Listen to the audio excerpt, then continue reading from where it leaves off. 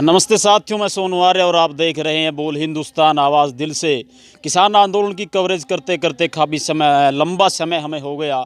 आज हम उपस्थित हैं आर्य समाज की गतिविधियों के अंतर्राष्ट्रीय केंद्र स्वामी इंद्रवेश विद्यापीठ आश्रम टिटोली, और यहाँ आज हमसे बात करने के लिए युवा साथी गुस्काणी आपका गांव है, आदरणीय भाई अनिल हुड्डा जी हमारे साथ हैं। उनके साथ साथ यहाँ कुछ आर्य महानुभाव भी हमारे साथ मौजूद है। आदरणीय राजवीर वशिष्ठ जी हमारे साथ हैं, सरदेव स्वामी ब्रह्मानंद जी हमारे साथ मौजूद हैं, आदरणीय सतवीर जी हमारे साथ मौजूद हैं, और एक और हमारे युवा साथी हमारे आदरणीय भाई साहब जी हमारे साथ इस समय यहाँ उपस्थित हैं। तो आइए कुछ आंदोलन से जुड़े हुए तथ्यों के ऊपर उनसे बात करते हैं, उनसे सवाल करते हैं। तो भाई साहब, सबसे पहला तो आपसे जो है हमारा बेहद सीधा सवाल यही कि गुस्काणी गांव का प्रतिनिधित्व आप करते हैं, पेशे से एडवोकेट भी आप हैं, कानून की जो है बहुत अच्छी तरह से आपने पढ़े भी होंगे। तो गुस्काणी गांव का जो किसान आंदोलन में जो सहयोग है वो क्या है, कैसे है? गुस्काणी गांव का किसान आंदोलन में बढ़ चढ़ के सहयोग है और सहयोग रहेगा, और हर गांव में कमेटियां बनी हुई हैं। हमारा तो सरकार से यही विनती है कि जब सारी पब्लिक किसान आंदोलन का में सहयोग दे रही है तो आदरणीय मोदी जी को पब्लिक की सुनाई करते हुए ये मान लेना चाहिए कि भाई किसान सही कह रहे हैं, और ये जो गांव वाइज कमेटियां बनी हुई हैं इनका सम्मान करना चाहिए। और हम तो लास्ट में यही कहना चाहेंगे कि भाई जो राजनीति जन सेवा के लिए की जाती है, न कि बिजनेस करने के लिए की जाती है। मोदी जी इसको बिजनेस पर्पज़ के लिए यूज कर रहे हैं, ये गलत है। हम तो हाथ जोड़ के मोदी जी से ये कहना चाहूँगा कि भाई किसानों की मांग को मानो और इनकी मांग को पूरी करके इनका मान सम्मान करो, ताकि हम भी प्रधानमंत्री जी का मान सम्मान करें। आदरणीय पंडित राजवीर वशिष्ठ जी हमारे साथ मौजूद हैं, उनसे भी एक सवाल लेंगे।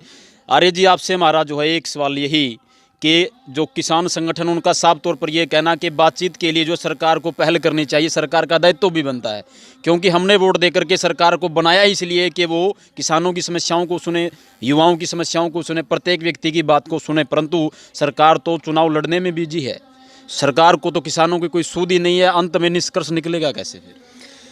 जहाँ तक मेरा विचार है, मैं यही कहना चाहूँगा कि सरकार चुनाव लड़ती ही रहे और ये जनता सरकार को उसका जो है ना परिणाम दे देगी कि जिस अड़ियल तरीके से ये अड़ी हुई है, किसानों को ये अनसुनी कर रही है, इस बात को जो ये सिरे नहीं चढ़ा रही है, इसका नतीजा ये पूरी जनता इसको देगी। और 36 बरादरी इस विषय पर अपनी जगह स्थिरता में अपने काम पर इस आंदोलन में जुटे हुए हैं, और सब गांव सारे मिलकर जगह जगह कर खापे पंचायतें हो रही हैं, वो सच्चा निर्णय ले रहे हैं। और इस अहम भूमिका में मेरा गांव सबसे आगे है। चाहे ऐसी कोई भी मांग हो, उसमें सबसे सक्रिय रहता है, दान से, मान से और तन मन धन से है।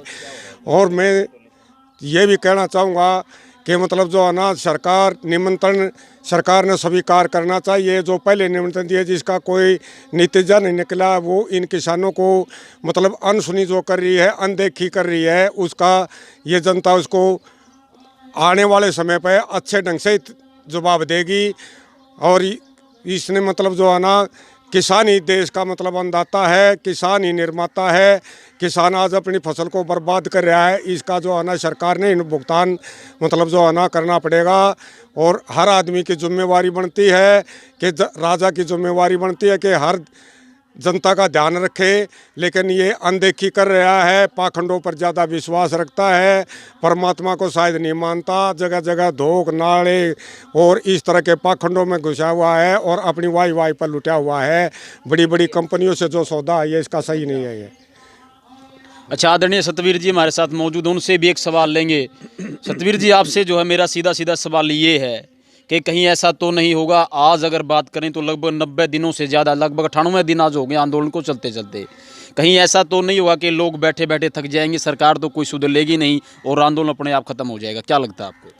देखो, आजकल देश की जनता को ये नहीं पता कि इन कानूनों में क्या लिखा है, ना सरकार बता के राजी। सरकार ये कह रही है कि जो हमने गोल मोड़ बना दिए, इसे गोल कर पी लो, तुम्हारे अंदर जवानी आ जाएगी और देश का भला हो जाएगा। एक तरफ या सरकार पाखंड रचने में बहुत माहिर है, आना जाना कुछ नहीं। जैसे कपड़ा बेचनिया निकाल कितना कपड़ा दूँ, कितना कपड़ा दूँ, 100 मीटर तो माप देना है गज नहीं। आज पूरे देश के किसान ने इस सरकार की रीढ़ की हड्डी तोड़ कर रख दिया है और अब पूरे देश का किसान एकजुट होने लग रहा है। आजकल जो हिंदू मुसलमान का सवाल था वो ख़त्म हो गया है, और जाट नो जाट का सवाल था वो भी ख़त्म हो गया है, और हरियाणा पंजाब का सवाल था वो भी ख़त्म हो गया है, और अब पूरे देश का किसान एकजुट होने लग रहा है। और एकजुटता से यह सरकार बहुत ज़्यादा डर रहा है। जैसे मोदी कह रहा है, एक फ़ोन कॉल दूरी पर हूँ। अगर एक फ़ोन कॉल दूरी पर है तो कम से कम नंबर तो दे दे, लेकिन नंबर नहीं दे रहे। ये बहुत ढोंगी हैं, पाखंडी हैं, झूठ बोलने में माहिर हैं। आसाराम और मोदी में कोई फ़र्क नहीं है। और किसान जब तक वहाँ से नहीं उठेगा तब तक यूँ तीनों काले कानून वापस नहीं हो जाते।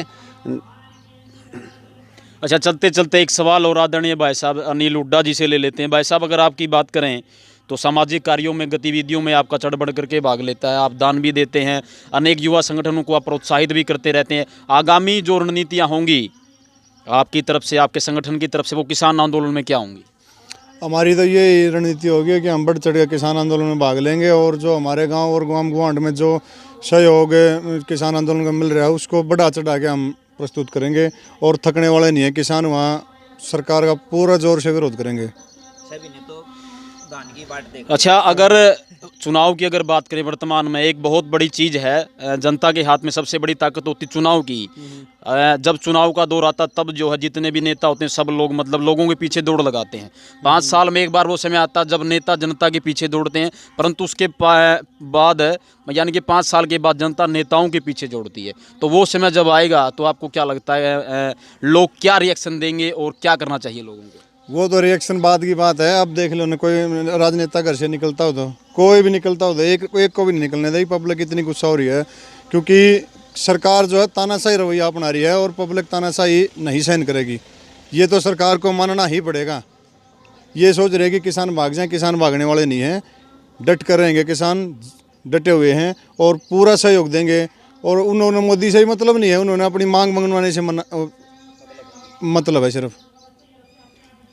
तो साथियों, ये कुछ आर्य महानुभाव आदरणीय भाई साहब हमारे साथ मौजूद थे, पंडित जी हमारे साथ मौजूद थे, आदरणीय सतबीर जी हमारे साथ मौजूद थे, स्वामी जी हमारे साथ मौजूद थे। उनसे हमने किसान आंदोलन को लेकर के कुछ बातें की और उनका भी रुख जाना कि आखिरकार वो आंदोलन को किस रूप में देखते हैं। देखते रहिए बोल हिंदुस्तान। आपको जो है प्रत्येक खबर हम तो दिखा ही रहे हैं और निरंतर दिन रात इसी काम में लगे हुए हैं। फिलहाल देखते रहिए बोल हिंदुस्तान। चैनल को लाइक कर दे, सब्सक्राइब कर दे और आगे वीडियो को शेयर कर दे। आपका बहुत बहुत धन्यवाद। साथियों, ज़्यादा से ज़्यादा हमारे वीडियो को लाइक करें, शेयर करें, कमेंट करें और चैनल को सब्सक्राइब करना ना भूलें। धन्यवाद।